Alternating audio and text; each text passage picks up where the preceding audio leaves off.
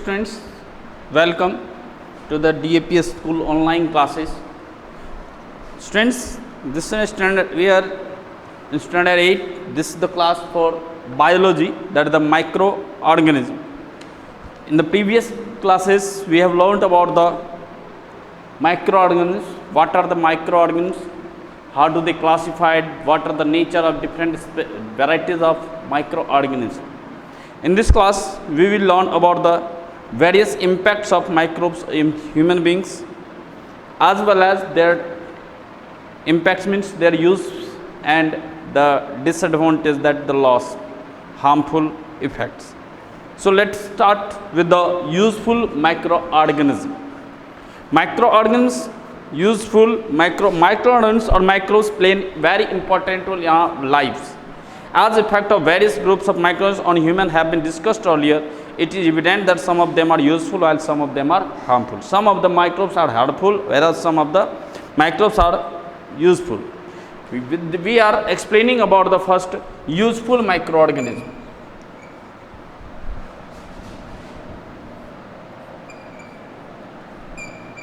Microorganisms. This is the chapter 2. First, we will learn the useful microorganisms. That this first is the use is that in food and beverages. In food and beverages. Like number A, in making curd,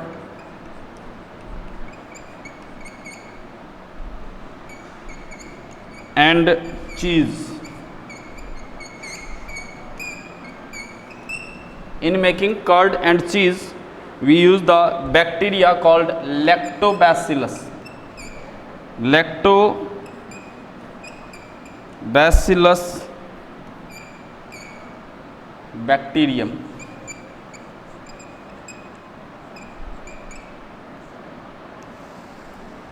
Number B is the making bread.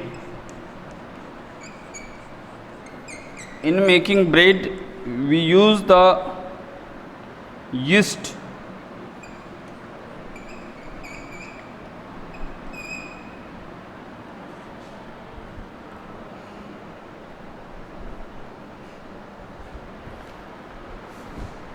Number C,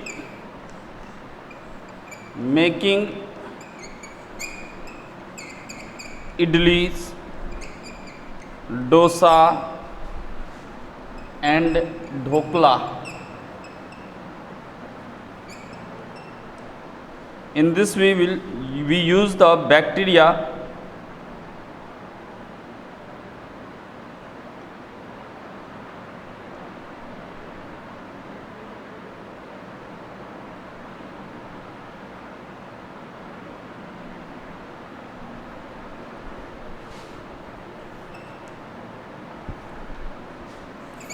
here fermentation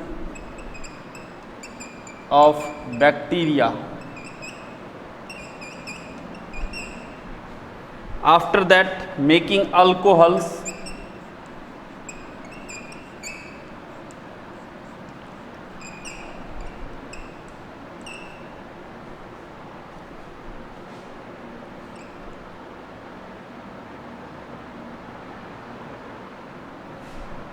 Fermentation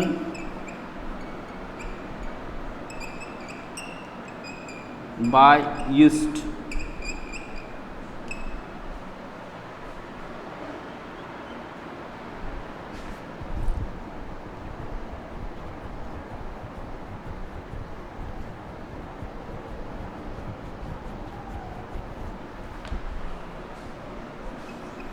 Other uses in food: seaweeds,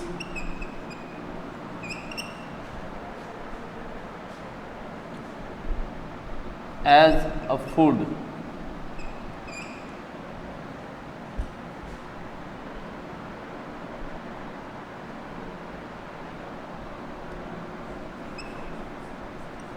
algae to prepare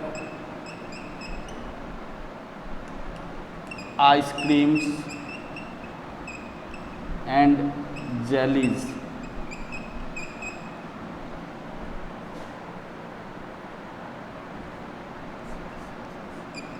Algae is a food for animals.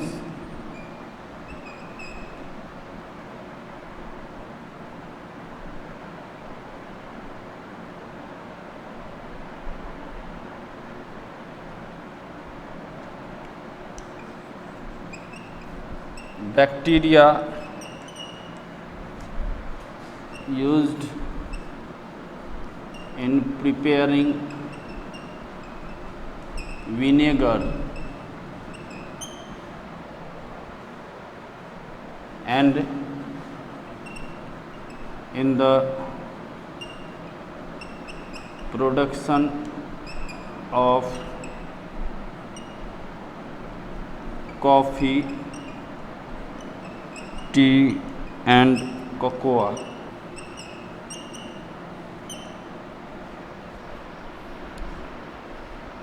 So students, these all are the useful uses of microorganisms in food and beverages. First of all, we all know that the curd and cheese are prepared by the use of a bacterium called the lactobacillus.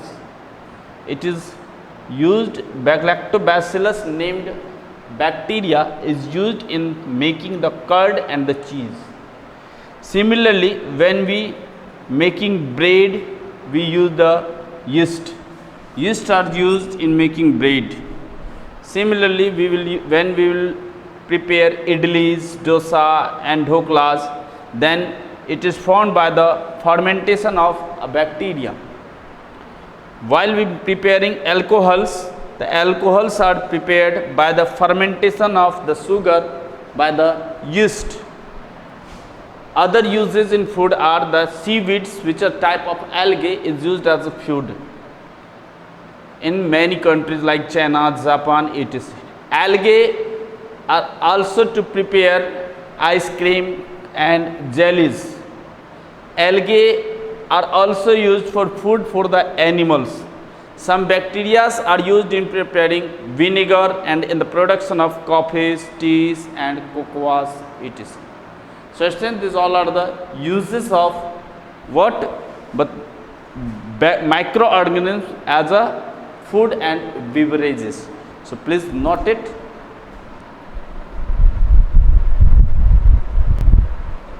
Okay students, now in the second we have discussed the uses of microorganisms in the food and beverages.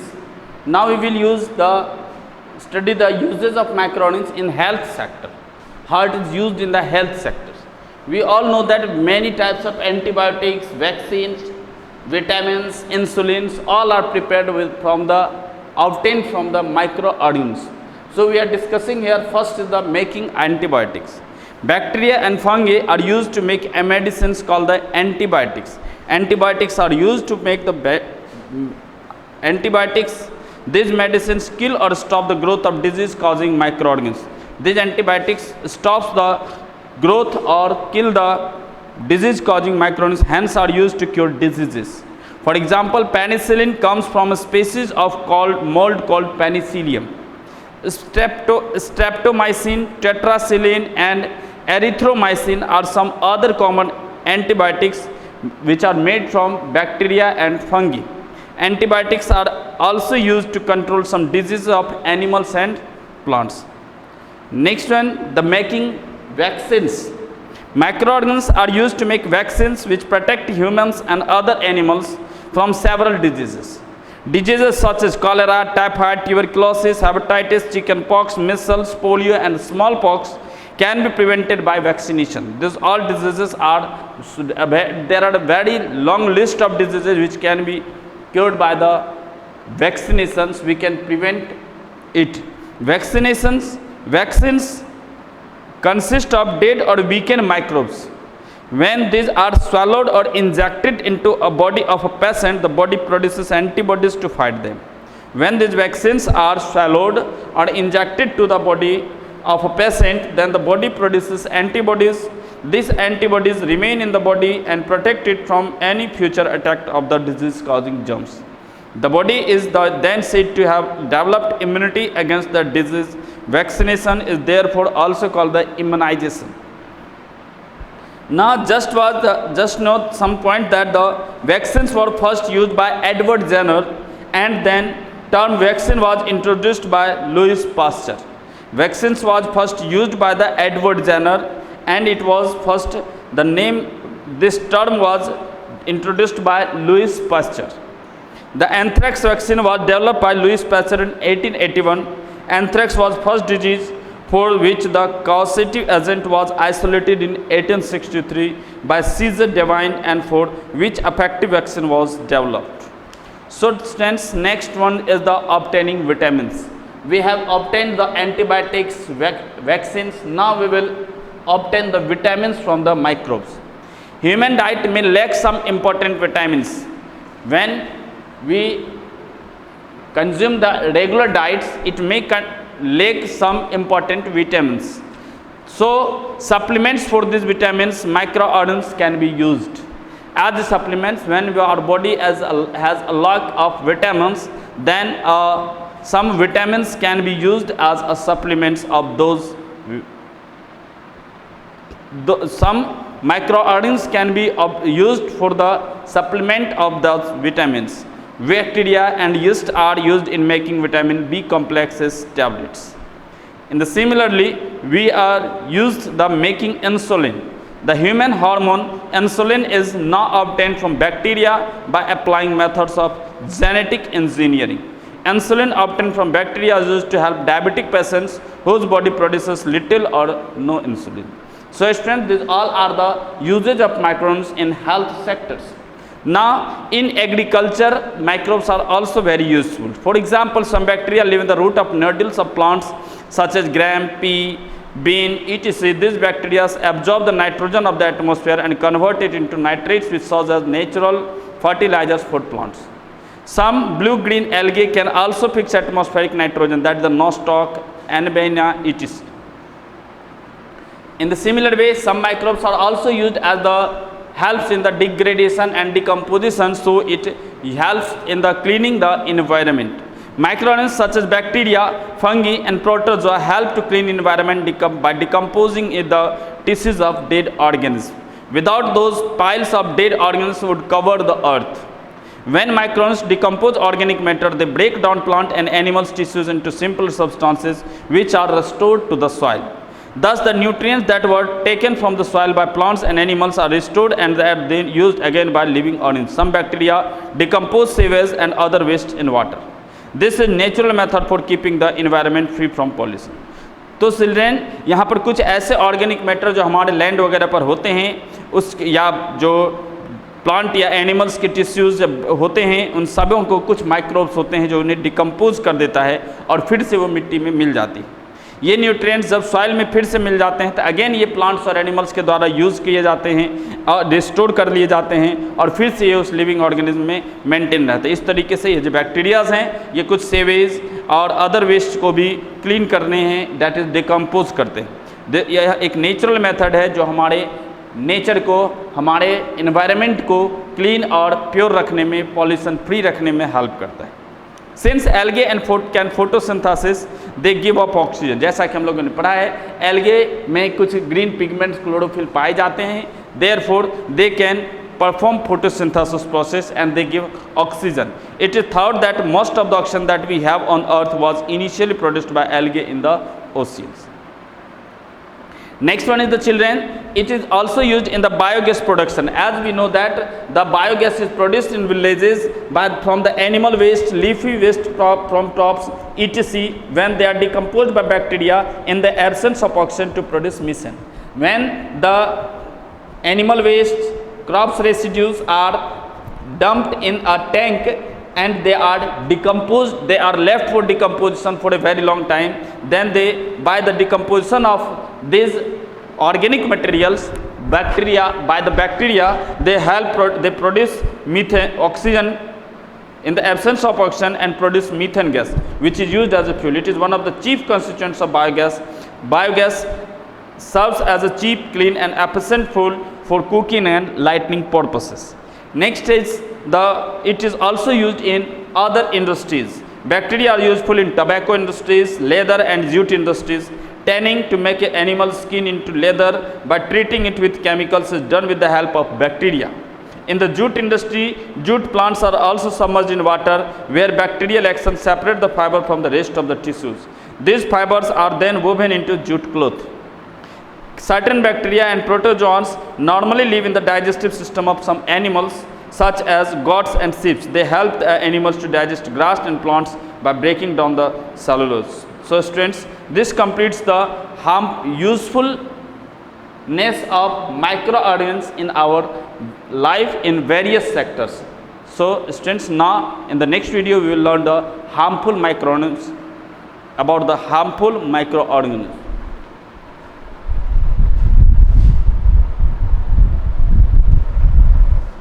Okay students, now we will explain the harmful organisms. So as we have learned some microorganisms are useful to us, in the similar way there are a very large number of varieties of microorganisms which are also harmful to us. So microbes harm us by causing diseases and spoiling food. Microbes can harm us by the two ways. Number one, by spreading the diseases, and number two, by spoiling our food. Microbes cause diseases in humans, plants, animals. By affecting our important crop plants and useful animals such as cows, buffaloes, poultry, microbes harm us economically also. Thus, their harmful effects can be categorized as diseases or food spoilage. First of all, we learn about the diseases causing microbes. Diseases causing microbes are called the pathogens or germs. To cause disease and germs have to first enter our body. They can enter our body in the different ways. Number one, through air, like the germs of common cold, flu, polio, measles, chickenpox, etc. can transfer through air from a sick person to a healthy person. Next one, through food and water. With some water and waterborne disease and the contaminated food disease causing from the contaminated food and water are the cholera, typhoid, hepatitis, etc. Some diseases which are spreaded by the direct contact with a sick person, that is the ringworm, common cold, flu, etc. Some diseases are caused by the insects. They are the carriers of germs. Insects are the carriers of germs, like the mosquitoes, flies, fleas, etc. For example, malaria is a disease which is caused by the Anopheles mosquito. Next one is the dengue, which is a disease which is carried by the sting of female Aedes mosquitoes. And similarly, house flies is also a good carrier of germs. It also causes many large number of disease causing germs to our body, our food and our clothes, etc. Some diseases can also be transferred through cuts and wounds, like the tetanus causing pathogens. So now microbes also cause diseases in other animals and plants. These all are the diseases of humans. So next one is the microbes also cause diseases in other animals and plants. For example, anthrax is a disease that affects humans and cattle, which is caused by a bacteria. A virus causes the dangerous foot and mouth diseases in cattle. Rust of wheat is a fungal infection, that is a fungal disease that spreads by air. Citrus canker is a bacterial disease that affects plants of citrus fruits and spread by air. Yellow vein mosaic, which affects vegetables like bhindi, is a viral disease that spreads by insects. Some diseases are which spreads by the microorganisms and can transfer from one person to another through air, water, and the pathogens are called communicable diseases.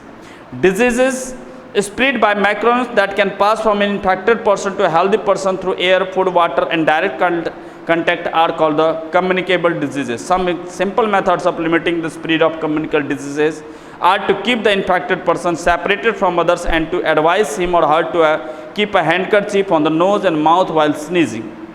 Disease spread by insects such as mosquitoes can be checked by not allowing them to breed. To prevent mosquitoes from breeding, we should not allow water to collect anywhere in our neighborhood. So students, these all are the harmful microorganisms for the diseases. Now we will explain the harmful effects of microorganisms on food spoilage. Some bacteria are responsible for spoilage of food. That is the souring of milk, putrefaction of milk, rotting of vegetables and fruits are due to the action of bacteria. Growth of mold can make food unfit for consumption. Yeast can also make fruits, juices, tomato juice, etc. unfit for consumption due to fermentation. Microorganisms growing on food sometimes produce toxic substances.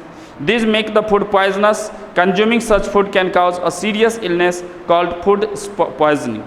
So students, these all are the harmful effects of what? Microorganisms over the diseases, through the diseases as well as by the food spoilage. So as we have learned, the food can be spoiled by the action of bacteria, by the action of germs, yeast and the microorganisms. So we have to preserve our food. Microbes can be stopped from spoiling food by, we can prevent the food from the spoiling by the microbes by killing the microbes present in the food and stopping them from growing again. By the two ways we can prevent our food. This is known as food preservation. Preservation also involves retarding the oxidation of fats which cause rancidity. The common methods for the food preservations are: number one, heating. Heating of food to a high temperature kills microbes. For example, milk and water are boiled to kill microbes. Ultra heat treatment is partial sterilization of milk by heating it for a short time, around 1 to 2 seconds at a temperature exceeding 135 degrees Celsius. Ultra heated treatment milk available in Tetra packs such as shelf life for 6 months or more until opened. Next one is the pasteurization of milk, consists of heating it into around 70 degrees Celsius and then cooling it quickly. This kills most of the bacteria without affecting the flavor. This method was invented by the Louis Pasteur. Milk products like cheese and other substances like honey, beer, wine, juices are also preserved nowadays by using this method of pasteurization. Next one is the refrigerating. The food stops microbes from growing and reproducing and hence preserves food. A refrigerator keeps food at about 5 degrees Celsius and prevents it from spoiling for a few days. A deep freezer preserves food at below 18 degrees minus 18 degrees Celsius and prevent it from getting spoiled for a few months. However, once the food is taken out of the freezer and warmed, microbes start growing again. Next process by using chemical preservatives. Some chemical preservatives are the chemicals that are added to increase the shelf life of food items, such as sodium benzoate, sodium metabisulfate, help to control microbial growth. They are used to preserve jams, squashes, ketchups. Chemical preservatives can be harmful if they are not of the correct kind or used in excess. The FPO, that is the Food Preservation Order, lists those chemicals which can be used to preserve food stuffs.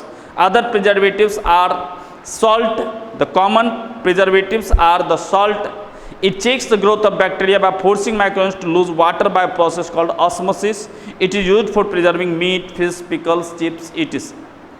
Sugar is also a common household food preservatives, that is, it inhibits the growth of bacteria and is used as a preservative in jams, jellies and squashes. It also makes microbes lose water by osmosis.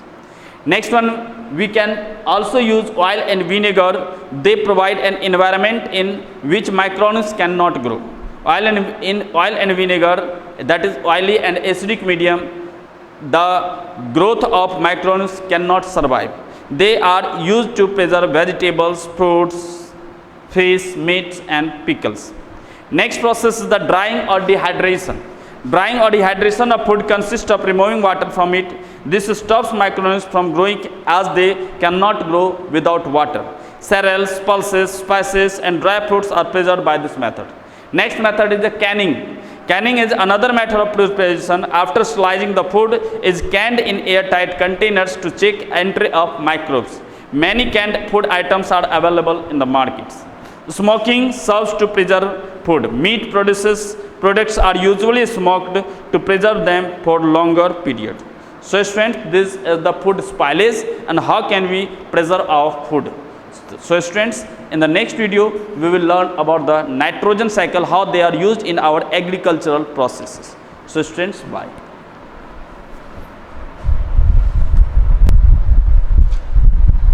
Okay students, in this chapter, in this video we will learn about the how microbes or microorganisms are useful in our agriculture.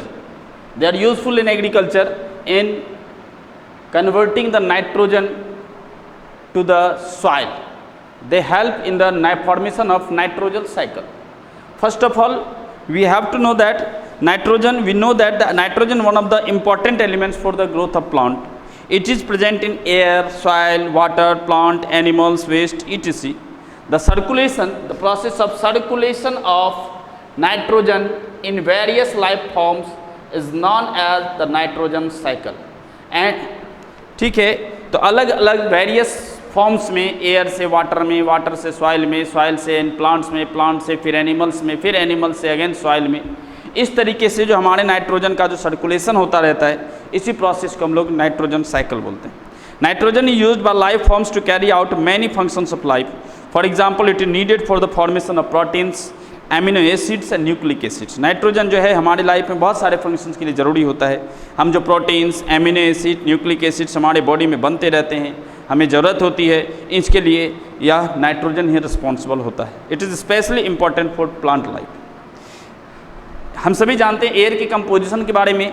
Air contains about 78% nitrogen, yet nitrogen in its gases form is almost entirely unusable to life forms. It must first be converted or fixed into a more usable form, mainly soluble nitrates. हम लोग सभी जानते हैं कि जो nitrogen atmosphere में gases form में पाए जाते हैं, इसे हम किसी भी फॉर्म में यूज़ नहीं कर सकते. They are unusable to life forms. इसलिए इसे सबसे पहले हमें कन्वर्ट करने की ज़रूरत होती है और फिक्स्ड करने की ज़रूरत होती है एक सॉल्युबल फॉर्म्स में to the soil. The process of converting nitrogen into a form in which it can be used by plants is called the nitrogen fixation. In nature, nitrogen fixation is done by the special bacteria in the soil called there are the other bacteria that return nitrogen to its gaseous form. After nitrogen fixed, it can be absorbed by the plants and thus subsequently by animals. Let us start the nitrogen cycle. The nitrogen cycle involves the various steps. That the first is the nitrogen fixation, second the nitrogen assimilation, number third is the ammonification, number fourth is the nitrification, and number fifth one is the denitrification. So let's begin with the first step, that the nitrogen fixation. Nitrogen fixation means that the process of converting free nitrogen of the gas to the atmosphere into nitrogenous compound to the soil is called the nitrogen fixation. एक ऐसा process जिसमें हमारे atmospheric nitrogen जो gaseous forms में होते हैं, उस atmospheric nitrogen को जब हम क्या करते हैं एक नाइट्रोजनस कंपाउंड्स के फॉर्म में कन्वर्ट करके जब हम उसे यूज़ करते हैं और उसे जब हम स्टोर करते हैं किसी सॉइल में, तब जाकर के इस प्रोसेस को हम नाइट्रोजन फिक्सेशन बोलते हैं. ये हमारे नेचर में बहुत सारे तरीके से होता रहता है. सबसे पहला होता है जैसे एटमॉस्फेरिक नाइट्रोजन फिक्सेशन. जैसे लाइटनिंग जब हुआ करती है, lightning causes high temperature which results in reaction between nitrogen oxygen between air to produce oxides of nitrogen. जब ये हमारे यहाँ लाइटनिंग प्रोसेस होता है, बिजली चमकती है, तो उस ड्यूरेशन में नाइट्रोजन जो है वो ऑक्सीजन से रिएक्शन करते हैं. बहुत ज़्यादा टेम्परेचर होने के कारण ये जो नाइट्रोजन है ये ऑक्सीजन से रिएक्शन करके नाइट्रोजन के ऑक्साइड्स बनाते हैं. फिर ये जो नाइट्रोजन के मोनोऑक्साइड्स हैं वो फर्दर ऑक्सीजन से रिएक्शन करके नाइट्रोजन के डाइऑक्साइड्स बनाते हैं।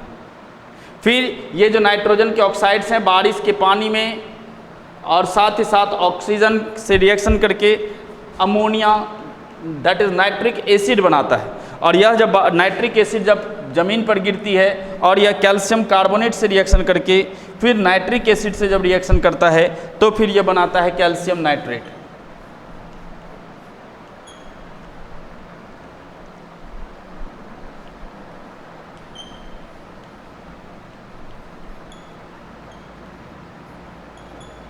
ये हमारा नाइट्रोजन फिक्सेशन का तरीका है जो एटमॉस्फेरिक तरीके से हुआ करता है। दैट मीन्स कि lightning causes high temperatures which results in a reaction between nitrogen and oxygen present in air to produce oxides of nitrogen। जब ऑक्सीजन एयर से वाटर से रिएक्शन करके नाइट्रोजन के ऑक्साइड्स बनाते हैं, फिर जो नाइट्रोजन के ऑक्साइड्स है they are dissolve in rain water. जब ये नाइट्रोजन के ऑक्साइड्स वाटर में डिजॉल्व कर जाते हैं to form dilute nitric acid. ये नाइट्रिक एसिड का फॉर्मूला है HNO3। और जब ये नाइट्रिक एसिड फिर जब ज़मीन पर गिरते हैं और किसी अल्कली सॉइल से रिएक्शन करते हैं दैट इज लाइम स्टोन से, तब जा करके वो हमारा calcium nitrates that is nitrates compound बनाता है जिसे हम लोग कैल्शियम नाइट्रेट के नाम से वहाँ जान रहे हैं। ये एक एग्जाम्पल है। फिर एक दूसरा तरीका होता है हमारा biological nitrogen fixation. Biological nitrogen fixation के बारे में हम लोग पढ़ चुके हैं। In this conservation of atmospheric nitrogen compounds by living organisms, nitrogen fixing bacteria that they called rhizobium which are present in the root nodules of leguminous plants they are also found in the root nodules of leguminous plants like peas and beans. These bacteria can fix atmospheric nitrogen into nitrates. Next one is the nitrogen assimilation. The plant absorb assimilation means the absorption and release. The plants absorb the nitrates from the soil and convert them into proteins. सबसे पहले जो nitrogen compound जो हमारे soil में convert हुए वो plant उसको usable form में सॉल्युबल फॉर्म में फिर प्लांट उसको एब्जॉर्ब कर लेती है और फिर उससे वो प्रोटीन्स का फॉर्मेशन करती है। The nitrogen passes from plants to herbivores that eat them. जब उस प्लांट को कोई हर्बीवर एनिमल्स ऑर्गेनिम्स खाते हैं तब जा करके वो उसमें ट्रांसफर हो जाता है। And then to carnivores that eat the herbivores. और फिर जो हर्बीवर्स को जो कोई कार्निवर्स फीड करते हैं तो फिर वो प्लांट्स जो प्रोटीन्स है वो पहले प्लांट से हर्बीवर्स में फिर हर्बीवर्स से कार्निवर्स में पास कर जाता है। This process of conversion of inorganic nitrogen compounds into organic compound that become a part of living organism is called the nitrogen assimilation. इस तरीके से जो इनऑर्गेनिक नाइट्रोजन जो हमारे सॉइल में प्रेजेंट था नाइट्रोजनस कंपाउंड वो एक ऑर्गेनिक नाइट्रोजन के फॉर्म में कन्वर्ट होकर के प्लांट से first level organ that means की ओमनीवर्स में फिर कार्निवर्स में हर्बीवर्स में फिर कार्निवर्स में कन्वर्ट होता है। इस प्रोसेस को हम लोग बोलते हैं क्या चीज़? Nitrogen assimilation. नेक्स्ट है third step that is called the ammonification. When plants and animals die, जब ये मर जाते हैं their remains are converted into ammonia and ammonium compounds. जब ये मर जाते हैं उसके जो रिमेन्स होते हैं उसमें जो नाइट्रोजन या नाइट्रोजन कंपाउंड प्रेजेंट थे वो अमोनिया और अमोनियम कंपाउंड्स में कन्वर्ट कर दिए जाते हैं by the bacteria and fungi that the decomposers present in the soil. उसमें जो डिकम्पोजर्स होते हैं उसके बॉडीज़ के रिमेन्स को अमोनिया और अमोनियम कंपाउंड्स में कन्वर्ट करते हैं। This process of conversion of complex organic nitrogen compounds like proteins into ammonia is called ammonification. Bacillus ramosus, B vulgaris, B mesentericus and actinomyces are ammonifying bacteria. ये सभी कुछ ऐसे bacteria हैं जो ammonification में हेल्प करते हैं। नेक्स्ट है हमारा nitrification, the process of conversion of ammonia into nitrates by nitrifying bacteria. Ammonia को नाइट्रेट्स में कन्वर्ट करने का जो प्रोसेस है जो नाइट्रीफाइंग बैक्टीरिया के द्वारा प्रोसेस होता है जो सॉइल में प्रेजेंट होते हैं इसे हम लोग बोलते हैं नाइट्रिफिकेशन। और फिर जो डीनाइट्रिफिकेशन होता है some of nitrates are absorbed by plants and rest are converted to free nitrogen gas by denitrifying bacteria. तो वो सबसे पहले कुछ जो नाइट्रीफाइंग बैक्टीरिया होते हैं सॉइल में वो उस अमोनिया को फिर से फ्री नाइट्रोजन के में कन्वर्ट कर जाते हैं। और जब ये फ्री नाइट्रोजन में फिर से कन्वर्ट होते हैं उनमें से कुछ जो नाइट्रेट्स होते हैं वो तो प्लांट्स के द्वारा एब्जॉर्ब कर दिए जाते हैं और जो कुछ होते हैं वो कन्वर्ट हो जाते हैं नाइट्रोजन गैस के फॉर्म में डीनाइट्रीफाइंग बैक्टीरिया के द्वारा। और इसी प्रोसेस को हम लोग डीनाइट्रिफिकेशन बोलते हैं। Common bacteria causing denitrification of are the pseudomonas है ना, denitrificans, thiobacillus denitrificans and micrococcus denitrification. तो then students this completes your chapter the micro organism. Just please study your lesson books and view videos wherever you get the problems. Just ask your teacher and write in the comment box. So please, bye.